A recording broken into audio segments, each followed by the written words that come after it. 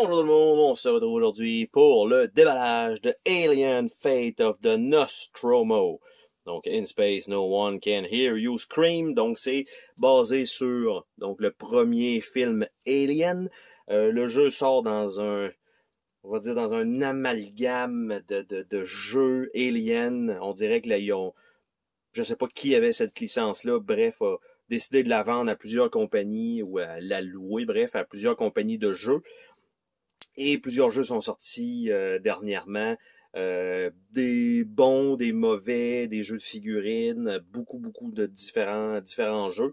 Et en fait, il y a la compagnie Ravensburger qui a commencé à en récupérer quelques-unes un peu partout. Et pourtant, c'était pas nécessairement une compagnie pas que je connaissais, mais que les jeux m'attiraient nécessairement.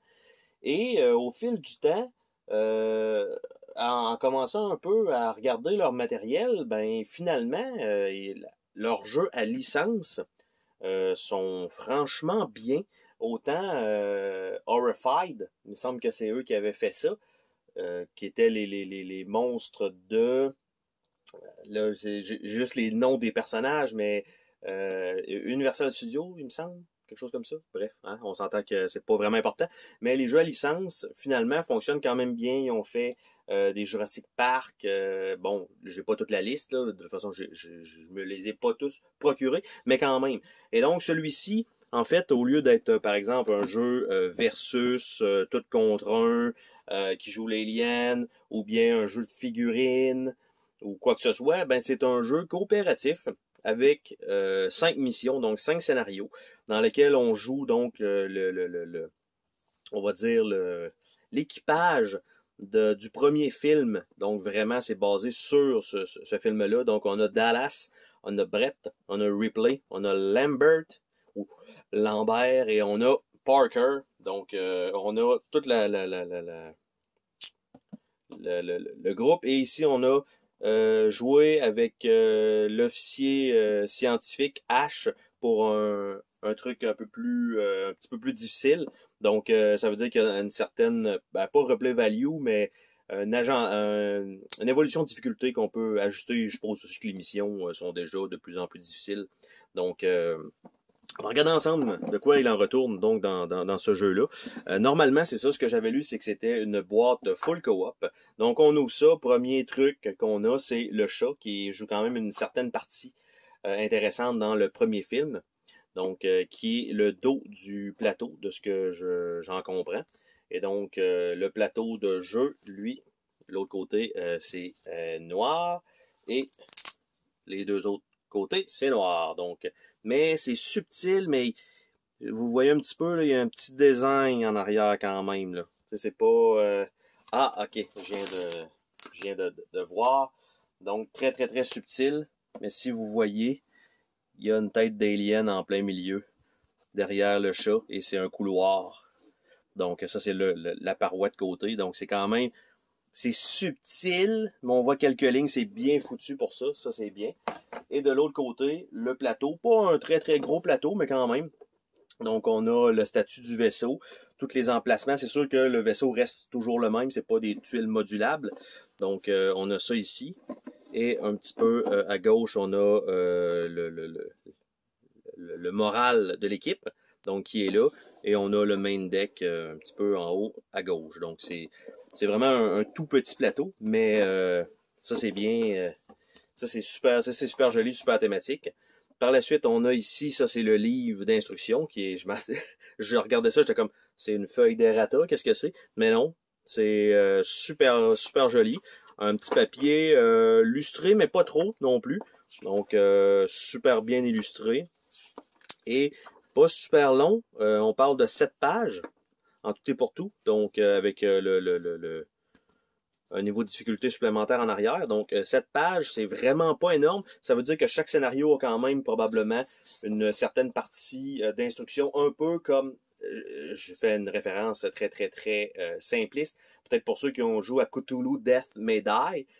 Le livret d'instruction a une certaine épaisseur, mais on s'attendait à avoir beaucoup plus d'instructions. Par contre, à chaque scénario, il y a toujours l'action du scénario qui est une action disponible ou des actions disponibles.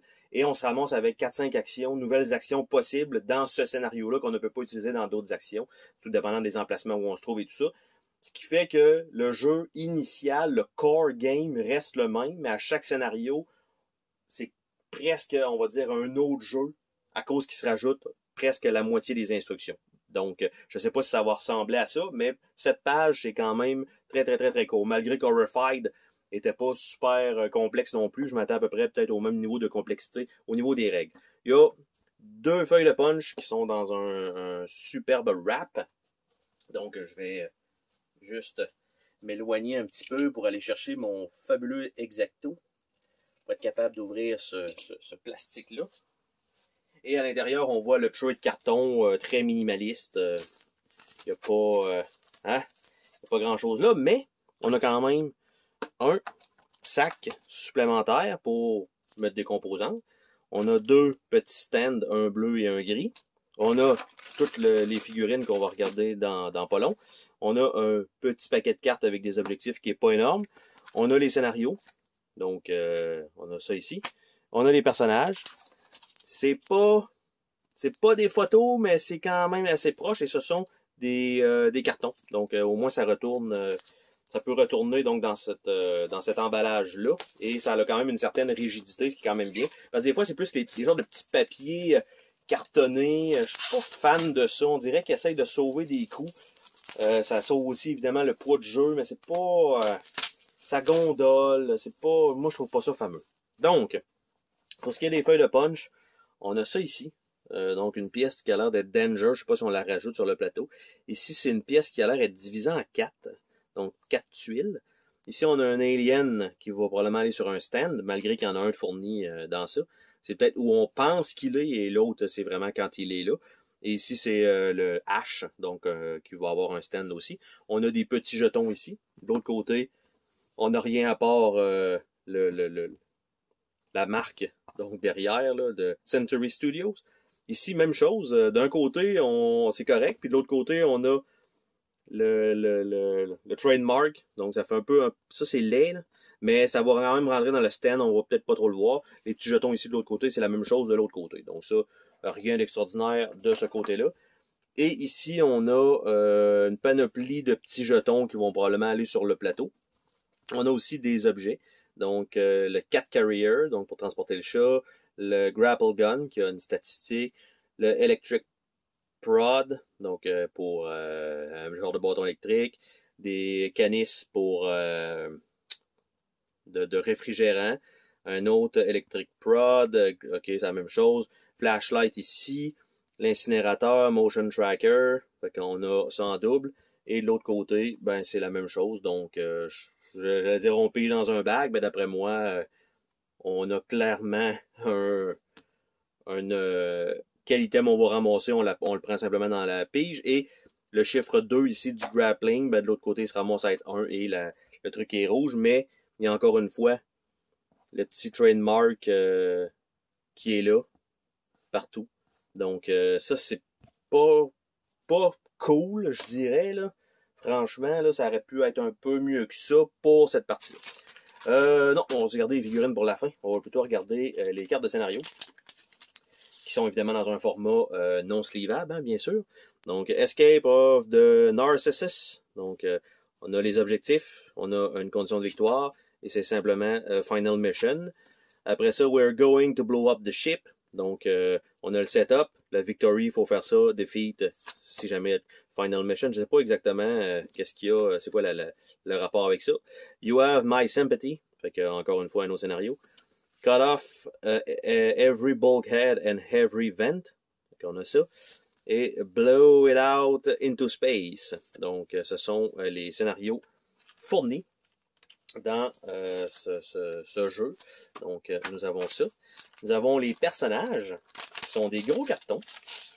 Ici, il y en a 5 de disponibles. C'est eux-là qui étaient donc en arrière.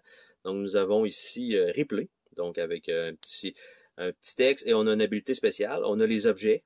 Ici, ça peut juste être les coolants. Donc, ça, c'est bien. Je ne sais pas ici qu'est-ce qui peut aller là. Mais bon, ça a l'air d'être un temple. Et elle a 4 actions. Et de l'autre côté, simplement, c'est juste le numéro de série et ça. On a Dallas, il me semble que c'était le capitaine. Donc, spéciale habilité, aucune, mais il a 5 actions, lui, par contre.